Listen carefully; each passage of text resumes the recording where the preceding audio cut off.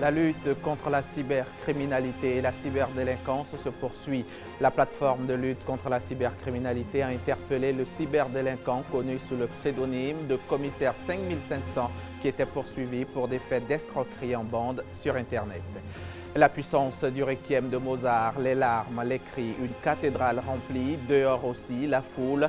L'ouverture de la messe ce mercredi à la mémoire du roi de la rumba s'est faite dans une atmosphère très touchante. Nous y reviendrons dans ce journal. Et puis, nous irons en Éthiopie, dans la province de Siti, dans l'est du pays, plus précisément, frappée par une grave sécheresse.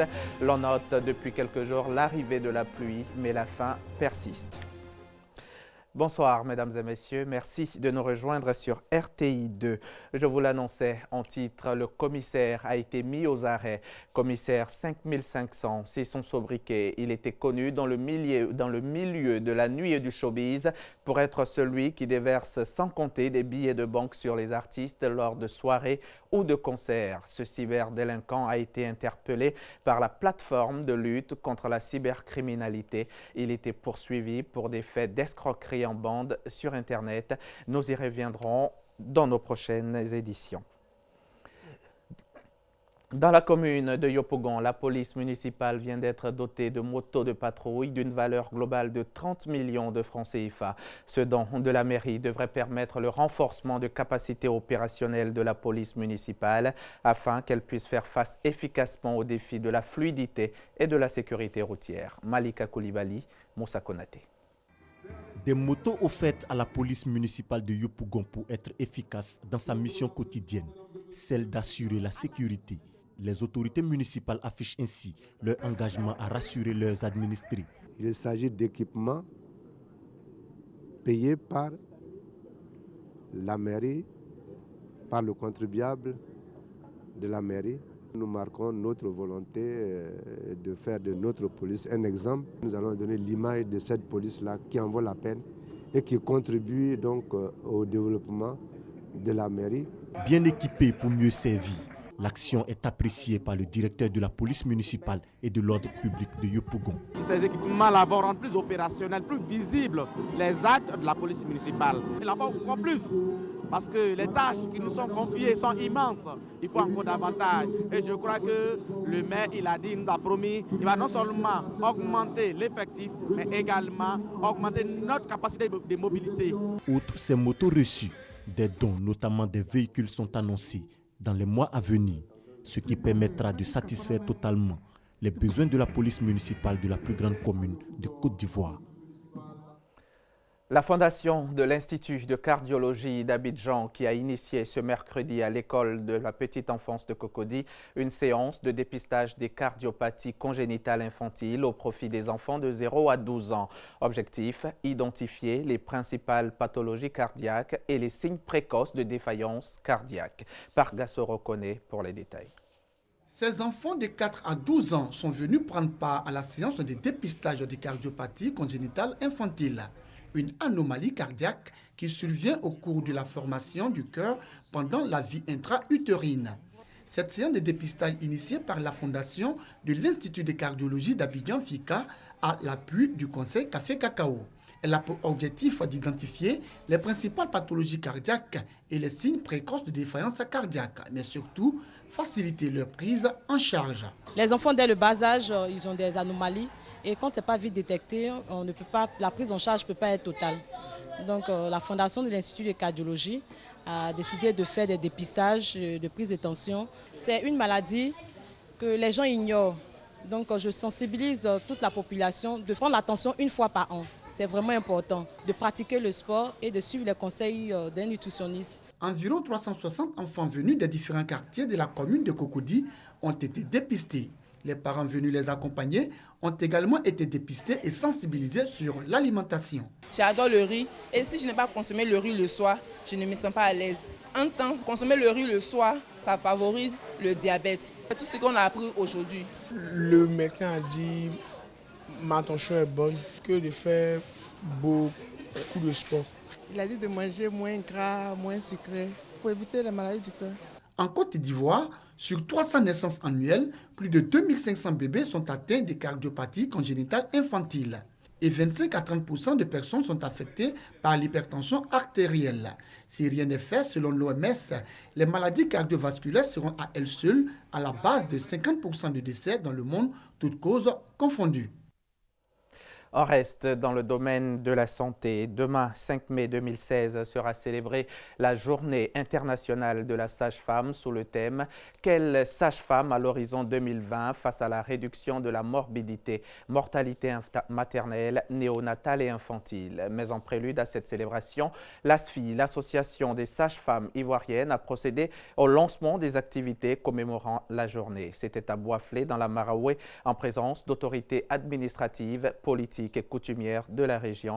Herman Niamia depuis Boisflé. Commémorer le 5 mai de chaque année dans le monde, la Journée internationale de la sage-femme sera célébrée en Côte d'Ivoire le samedi 7 mai prochain à Grand-Bassam.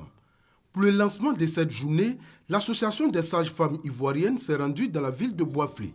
Dans cette localité, plusieurs activités ont été menées, notamment des consultations foraines gratuites sur le dépistage du cancer du col de l'utérus et du sein. Nous invitons toutes les sages-femmes à venir assister à ces cérémonies qui leur dédient à la journée scientifique et la célébration. Pour les activités foraines, nous invitons la population à se rendre sur ces sites-là pour se faire consulter. Au cours de cette journée, les populations ont été sensibilisées sur l'importance du dépistage précoce du cancer du col de l'utérus, du cancer du sein, du VIH-Sida, la nutrition, la planification familiale et la fréquentation des services de soins de qualité pour la mère et pour l'enfant. Le thème de cette journée internationale de la sage-femme est « Quelle sage-femme à l'horizon 2020 face à la réduction de la morbidité, mortalité maternelle, néonatale et infantile ».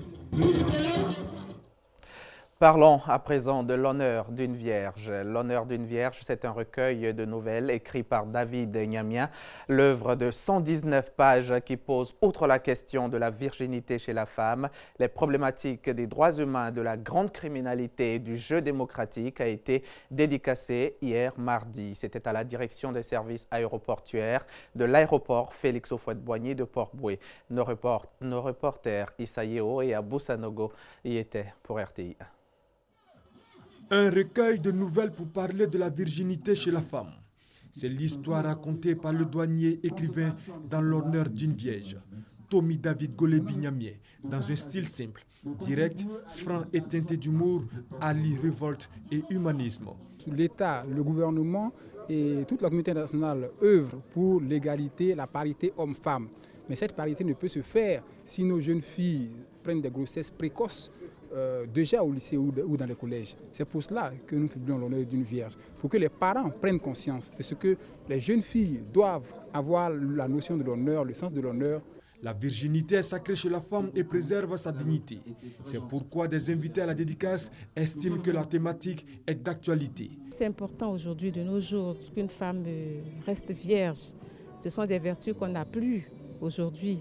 Véritablement, on exhorte les femmes et nos mamans aussi d'éduquer les jeunes filles dans ce sens-là, pour qu'elles restent vierges, si possible, jusqu'au mariage. À travers la plume, à travers les mots, à travers les lignes, ce sont des conseils que l'écrivain tente de donner à toutes les jeunes filles.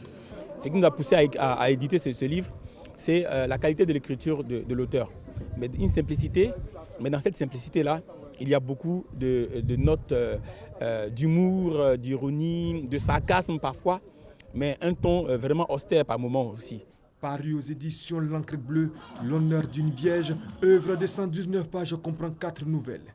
Outre le thème de la virginité, l'ouvrage pose les problématiques des droits humains, de la grande criminalité, des vertus morales et du jeu démocratique. Le reportage de Issa Yeo, commenté pour vous par Abou Sanogo. Depuis 3 jours, comme un seul homme, le peuple congolais, l'Afrique tout entière et le monde pleurent amèrement Papa Wemba. Ce mercredi, des milliers de personnes se sont donné rendez-vous à la cathédrale Notre-Dame du Congo à Kinshasa pour célébrer une messe en hommage au chanteur Papa Wemba avant son inhumation qui a eu lieu cet après-midi dans le cimetière Nécropole en périphérie de Kinshasa. Un an de sécheresse, considérée comme la plus grave en plusieurs décennies, a fait sombrer 10 200 000 Éthiopiens dans l'assistance alimentaire selon l'ONU. Toute la province de Siti, dans l'est du pays, a été classée donc en situation d'urgence, dernier niveau avant la famine. Même si les pluies sont enfin arrivées dans cette région, la faim persiste parce que ces pluies compliquent aussi l'acheminement de l'aide alimentaire. Ces carcasses qui s'entassent témoignent de l'ampleur de la sécheresse, du jamais vu depuis plus de 30 ans en Éthiopie. L'ensemble de cette province de Siti, en région Somalie, est en situation d'urgence alimentaire. Ces nomades ont tout perdu. Mohamed Aden possédait 300 têtes de bétail. Il ne lui en reste qu'une dizaine. Au début, nous avions du bétail que l'on pouvait vendre sur le marché pour acheter de la nourriture. Mais la sécheresse a tué toutes les bêtes. Nous n'en avons presque plus. Maintenant, la situation est très difficile. Sans aide, nous n'aurions que la peau des animaux à manger. Dans cet autre village, à quelques heures de piste, les nomades viennent de tous les environs pour chercher de l'aide. L'ONU et le gouvernement éthiopien donnent de l'eau et des sacs de blé, au gré de distributions parfois irrégulières. On mange des galettes qu'on fait avec les rations de blé et un peu de thé, c'est tout. Il n'y a rien d'autre à manger, ce n'est pas suffisant. Conséquence, la malnutrition est en forte hausse. Les enfants sont les plus touchés. L'organisation Save the Children a recensé 136 cas de malnutrition sévère le mois dernier dans ce district. Avec cette clinique mobile, les humanitaires tentent de repérer et de traiter les enfants les plus mal nourris. Depuis le début de la sécheresse, nous voyons beaucoup plus de cas de malnutrition. Nous leur donnons chaque semaine des suppléments nutritionnels. Certains enfants retrouvent un poids normal, mais d'autres doivent être envoyés dans un programme de stabilisation. Ces derniers jours, la pluie commence à revenir, de quoi étancher la soif, mais il faudra de longs mois pour que les premières récoltes de septembre ne viennent combler la faim. Au Canada, en Amérique du Nord, dans l'État de l'Alberta précisément, victime d'incendies. Des incendies qui ont obligé les autorités à donner un ordre d'évacuation aux 100 000 habitants de la ville de Fort McMurray le 3 mai dans la soirée. L'Alberta, il faut le savoir, fournit 70% de pétrole et du gaz exploité au Canada et l'exploitation des sables bitumineux du nord-est de l'État suscite un important débat public. Et voilà, c'est sur ces images que je vous dis au revoir. Mais avant, sachez que le mardi 3 mai 2016, aux environs de 20 h, la Haute Autorité de la Communication Audiovisuelle, la HACA, a constaté l'interruption de programmes des radios RFI, BBC et Énergie dans la région d'Abidjan. Des explications des opérateurs, il ressort que cette interruption est consécutive à la chute du pylône de Côte d'Ivoire Télécom, IHS, sur le site d'Abobo hier mardi 3 mai 2016. Les opérateurs concernés qui ont la charge du maintien de ce site se sont engagés à tout mettre en œuvre pour le rétablissement de leur diffusion. Voilà, merci d'avoir suivi ce journal. Très bonne soirée sur RTI2.